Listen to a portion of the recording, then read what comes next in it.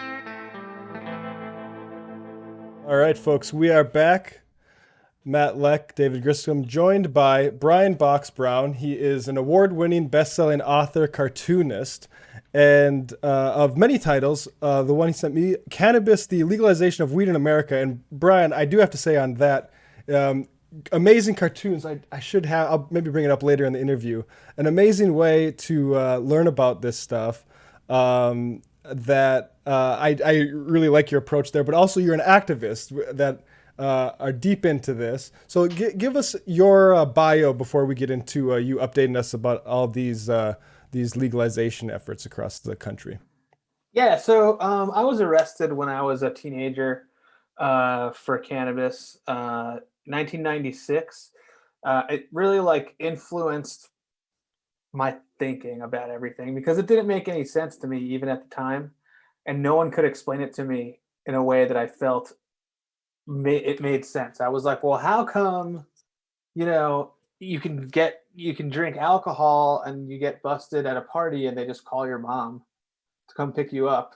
But if you have a joint, like you have to go to probation. Like I was getting, I could have gotten put into juvenile hall, all this extra stuff, courts, all kinds of things. And so, I spent many years as a, an enthusiast. And then when I was working on that book about the history of cannabis, I think that I previously thought that maybe in the past, and I think this is like a general what people think that like,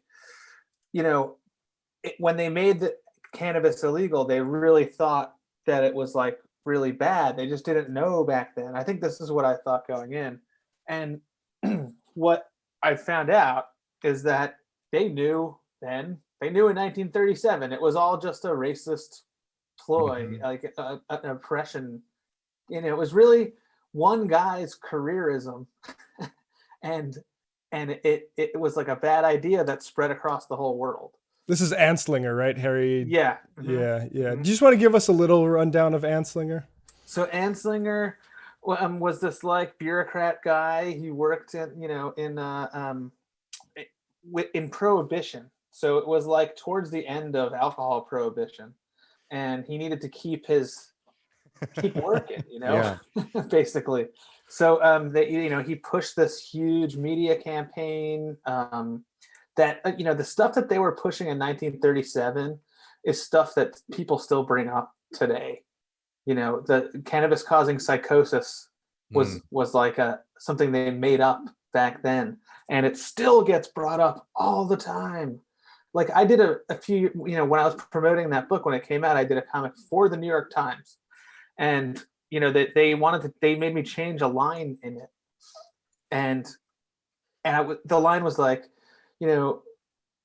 what we found out now is that cannabis is a benign substance or something like this, and they came back to me with edits and were like, well, some people think it causes psychosis. Look at this book. And which book was it? It was the COVID denialist guy, Alex Berenson's book. And that was like 2 years ago. That wasn't a long time ago. So there's still tons of this misinformation going around, and that was 1937. Yeah. Yeah. So like a lot of that misinformation, like we're in this period of time now where people want legalization. It's really popular, but they are willing to give up a lot for that, because what's happened is people will equate like corporate cannabis profits with freedom, because it's legalization. It's true. It's like we all want legalization. That's what we want. We want the arrests to stop.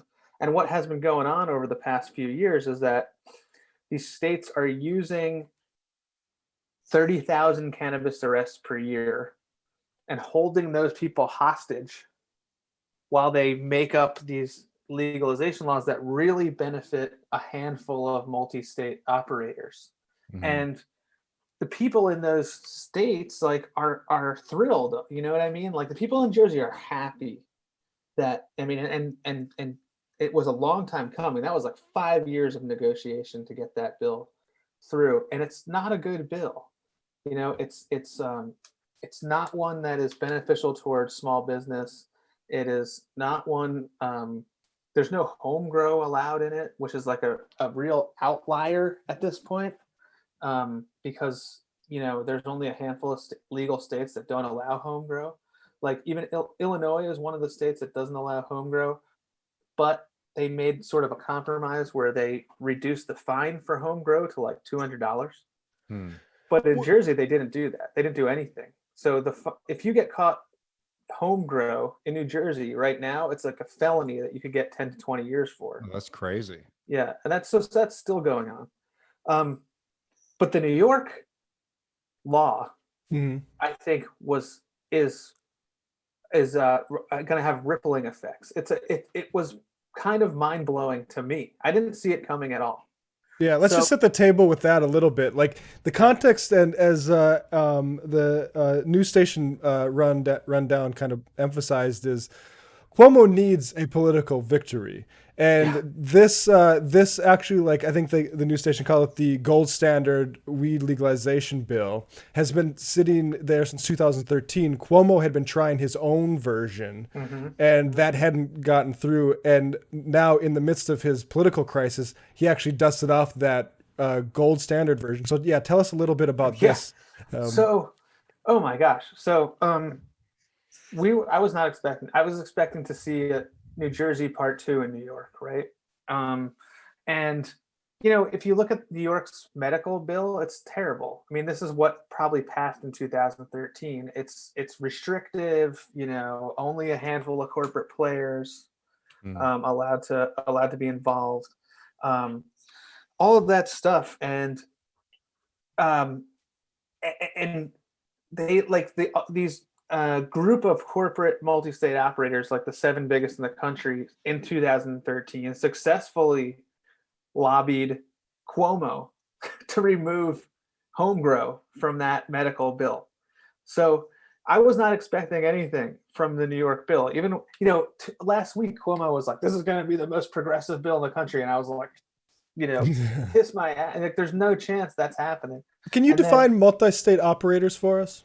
Okay, yeah. So multi-state operators are large corporate cannabis producers that have licenses to operate in multiple states. Right. So these are like a class of cannabis growers and producers that they have goals that are different from a regular business. So what they try to do, and they're going to continue to do this, but what they've been trying to do along the East Coast and have been very successful at, is making it so people can't grow their own cannabis, and they must buy it from these few multi-state operators. And the way they do that is they go in there heavily lobbying for laws that are beneficial to them. So, you know, heavy regulation, stuff that costs a lot of money, like seed to sale. Whenever you hear that, you know, where they have to scan every single, you know, everything from seed to all the way to sale, all that stuff is extremely like expensive and prevents small businesses from entering the market. And so they've been pushing all over the East Coast and all over the country to have these laws set up so that small businesses can't really operate at all. Like in Chicago or Illinois, there's only something like 42 licenses at all for the entire state. So when you're that limited, it gets really complicated. So what happens is, so say like Massachusetts, okay? So Massachusetts has some good things, some bad things, but it's a very corporate friendly situation. So now the biggest problem ends up being zoning, right? So there's only so many places in each state where you can grow cannabis. You're allowed to grow cannabis, and they set it up so that local municipalities can opt out. So they can basically discriminate against cannabis businesses. And so now the only places that allow cannabis growth are few and far between. And big, huge companies get those and squat in them and then sell it. And that ends up being like their biggest profit center. So, like in PA, for instance, there's like 22 multi state operators running, and that's it, no small business.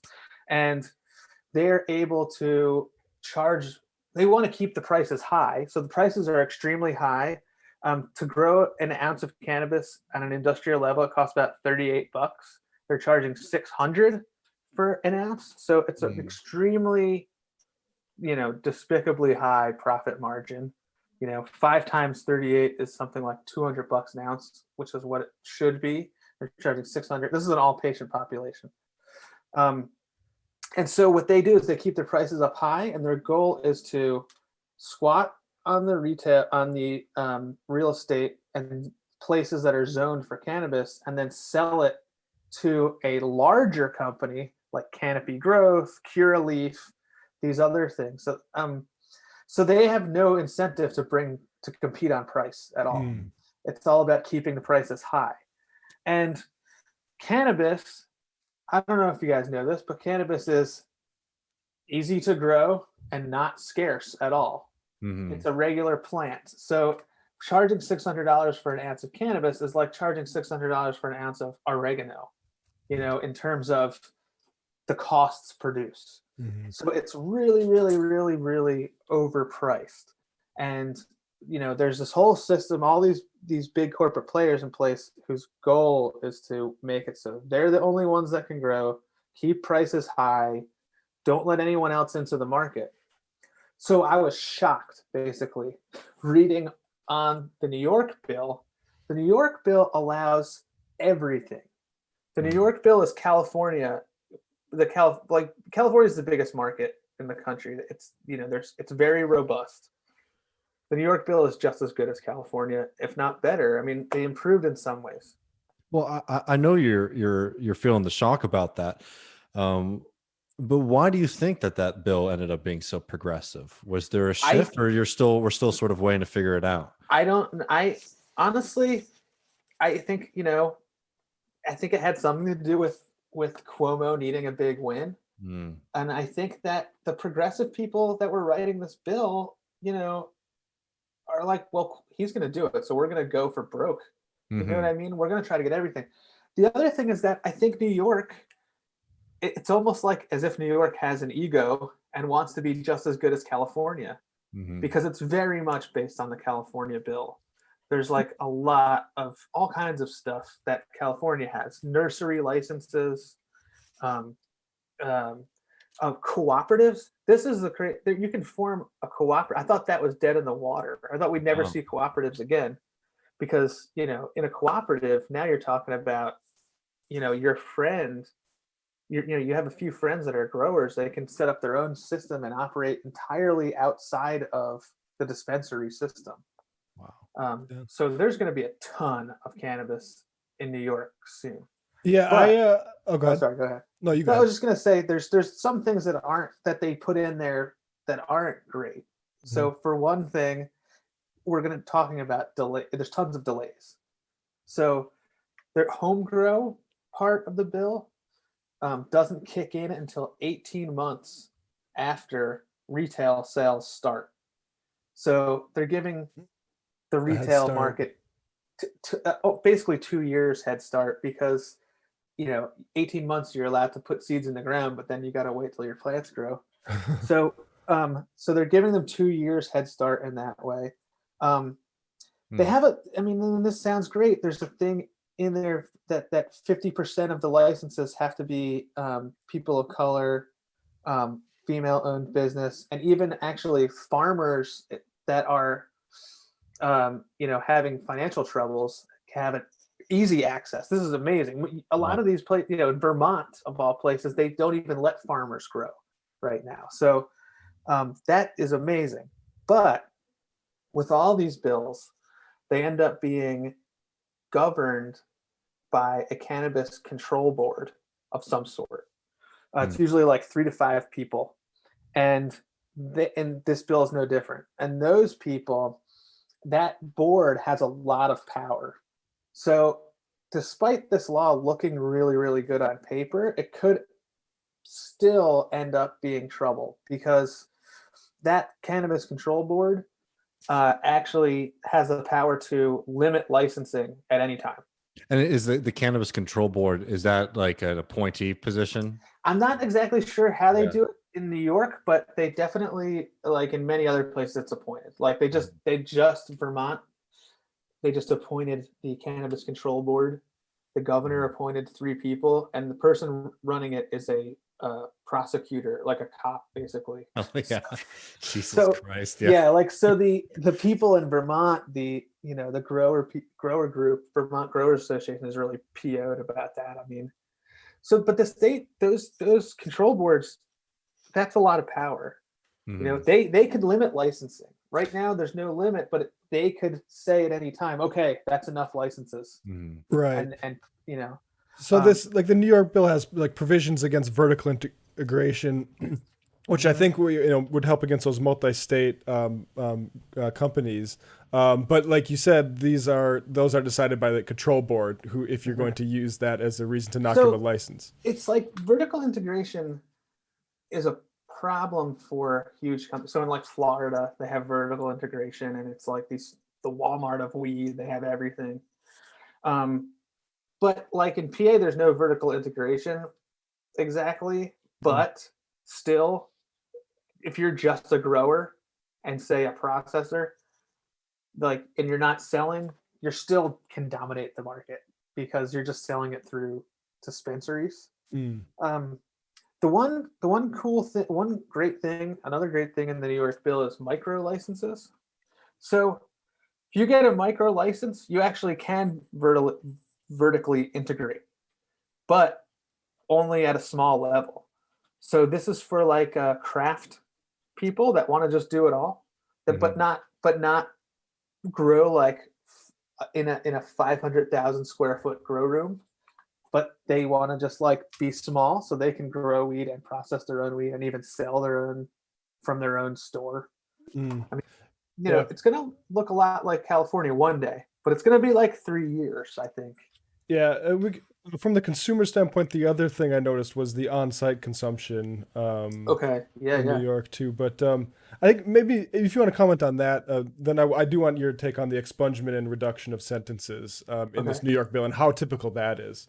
Okay, so so the on-site consumption thing is really good because it's a pain in the ass. Like, what I remember when, like, I've been to Denver, and yeah, exactly. yeah. Denver is the perfect example. So you get excited, you go to Denver. There's so much weed everywhere, and you buy weed, and there's literally nowhere you can legally smoke it. Like if you're staying in a hotel, there's no spot for you to go. So one awesome thing about New York is that they're going to have not only on-site consumption like weed cafes and all that, but you're allowed to smoke and consume cannabis anywhere where you're allowed to smoke cigarettes. So that's huge. So that's not only is that there's on-site consumption, but you can smoke a joint walking down the street. And it's not probable cause. They wrote that too, which is another.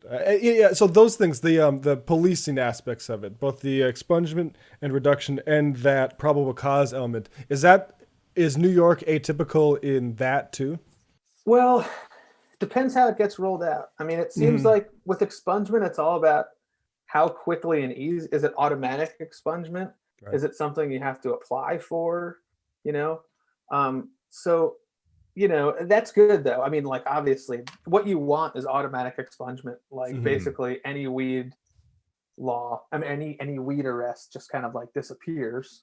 Right. I don't know. I mean, I think that like there's in places where they could go further, there should be people being released from prison. That's not like automatic in the bill or anything like that. So, I think that it remains to be seen. It's just like that, just like all the other parts of it. We're going to see how it rolls out. But I do think that all of this stuff in the New York bill is going to affect in a big way New Jersey, Connecticut, even Massachusetts, all the way up and down that whole East Coast. They're all going to start.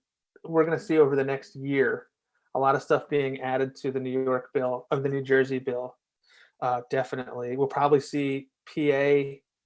Well, maybe not PA. I don't know. They're a little slow right now, but Virginia, probably like your Delawares and Marylands, the whole corridor is probably gonna they're all gonna follow New York's lead now, and I think that those days of the really restrictive legalization laws on the East Coast are waning and on their way out. I think those companies and I think what they're going to do is move to places like Texas and Alabama, like the states that are like a little bit further behind, and then continue the same scam until good legalization gets into those places. Interesting. Now, you mentioned Connecticut. Tell us about Ned Lamont and the centrist Democrat approach. Exactly. So this is a good example. So we got Ned Lamont, the governor of Connecticut, right? So this was like a month ago. Okay. Ned Lamont's trying to push his own legalization bill in Connecticut. And so what he does, and this is, I think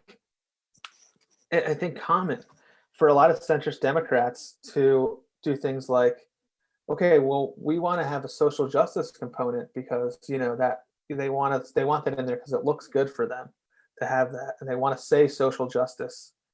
And so they invited all these people in to discuss how they can implement social justice in the bill. The Minority Cannabis Business Association in Connecticut, this guy Jason Ortiz, who was the president, he came in, he had a meeting or two.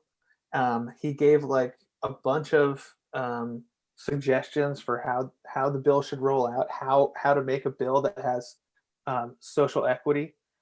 And so what happens is, I think, is they want to and Ned Lamont is, very good example of this, is somebody that wants to pretend like they're doing the right thing. But when they find out that doing the right thing actually involves economic justice, they're just like, oh, no, we won't do that. So they not only never contacted any of the people they met with they had a meeting once and then never contacted them again, and didn't take any of their suggestions in their bill. And Ned Lamont didn't take any of the suggestions. So that was only a month ago, and now that the New York bill has come along, I think that the Ned Lamont bill is dead. Someone else in Connecticut is going to run a much better bill, and it's going to pass, because now that New York is going to have such a good system, every state around it is going to have to follow suit, or else everybody's going to be going. In New Jersey, like where my mom and dad live, like you could drive 20 minutes to Staten Island and get good weed and not get and it's the same everywhere. Everything's so close. So I think that's going to have a big effect on the whole East Coast. Nice. Well, Brian Brown, he's at Box Brown on Twitter. Brian, where should people go to follow more of your work and these issues? So if you check me out on Twitter, I've been posting my comic strip Legalization Nation, which follows all these state laws and how they're rolling out. And in a few weeks, hopefully on 420, but sometime mid to late April, the strip is going to be debuting on the News Station, which is a new news website run by Matt Laszlo. Nice. And I just want to put up some of an example. This is your strip on Vermont here. I'll put it up for people. But Brian, thank you so much for joining us. Really great stuff. Thank you so much for having me and letting me rant and rave. See you later. All right. Take it easy. Welcome back, everybody. That was a lot of fun, wasn't it, Matt? Yeah, I mean, it's interesting. We booked that before the New York stuff came out, and the ground was a lot less optimistic of a segment. So it's good to put pressure on these. We didn't get this medical marijuana bill or this marijuana legalization bill. Forget medical by being homosexuals. No, exactly. Is- It was interesting, and I didn't want to derail the conversation by bringing up this historical example, but it's interesting to hear him talk about the difference state by state when you think, oh, legalization, that's the victory in and of itself. But if you live in any state that has legalization, you understand that it can be a little bit of a mixed bag, right? Obviously, it's better than prohibition, but it can be very funny. And like historically, you ever wonder like why aren't there that many breweries in the South? mm, Right, when such of the stereotype there's just beer drinking guys, and it's because post prohibition, a kind of bizarre alliance between Budweiser and the anti-alcohol Baptists. And basically the Budweiser was giving so much money to these like Southern Republican or right-wing Baptist politicians, that they made all these rules that made it really, really hard to start your own brewery. damn. And in a lot of states today, they still have to deal with stuff like this. Like, to be able to sell your alcohol, you have to have a distributor, right? Which is basically, for anyone who works in a bar, is like the people who deliver your kegs. And so most small breweries, like, they don't have a distributor; they just brew beer and they hope to sell it. And guess who owns all the distributors? Budweiser. So all these companies basically it's illegal for them to sell their beer until they either go into contract with Budweiser or try to, sink a lot of money into building distribution networks themselves to do it. And it's all old school Baptist stuff, which, but it's like the same kind of thing with marijuana too, where like Right. these big corporations are able to write laws that are extremely favorable to them. Yeah. And it's not at all designed for the user experience, because like I said, like my experience in Denver versus my expectations versus the reality of visiting a place with legal pot was like, we went in this weird underground like little shop where you could only be in there like 2 people at a time, and this was pre-COVID. There was like, I would understand that now, and you have to look through this stuff through a glass, and it was all THC limited, which I didn't have a chance to ask him about because I think it's a little bit, I don't know, I don't want to call it frivolous, but it is annoying, but it seems pretty common. But and then not having any place to smoke it because the hotel beats you over the head with it, saying don't smoke in our premises. So I basically just got really stoned in a dog park, hoping that I didn't hear like sirens behind me saying don't smoke there. And then You're walked to stoned too, so yeah, you're exactly. Well, so yeah, exactly. So you're way more paranoid than usual because you're in a city you're not familiar with. There's no place for you to go really. Yeah, so it's, I mean, that also the on-site thing. I guess the on-site, very nice. That's That's pretty gonna. cool. I mean, you got to do something with the hookah bars because I got to imagine COVID's gonna be killing those in New York. So I think it's gonna be an opportunity for all those.